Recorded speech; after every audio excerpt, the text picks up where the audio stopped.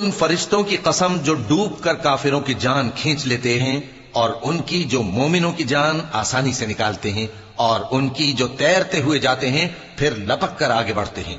پھر دنیا کے کاموں کا انتظام کرتے ہیں کہ وہ دن آ کر رہے گا جس دن وہ زلزلہ آئے گا، پھر اس کے پیچھے اور زلزلہ آئے گا، اس دن لوگوں کے دل خوف زدہ ہوں گے اور آنکھیں جھکی ہوئی۔ کافر کہتے ہیں کیا ہم الٹے پاؤں پھر لوٹیں گے؟ بھلا جب ہم کھوکھلی ہڈیاں ہو جائیں گے تو پھر زندہ کیے جائیں گے؟ کہتے ہیں کہ یہ لوٹنا تو سراسر نقصان کا لوٹنا ہوگا۔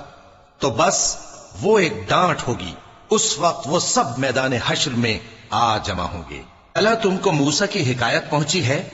جب ان کے پروردگار نے ان کو پاک میدان یعنی طوٰ میں پکارا اور حکم دیا کہ فرعون کے پاس جاؤ کہ وہ سرکش ہو رہا ہے، پھر اس سے کہو کہ کیا تو چاہتا ہے کہ پاک ہو جائے اور میں تجھے تیرے پروردگار کا رستہ بتاؤں تاکہ تجھ کو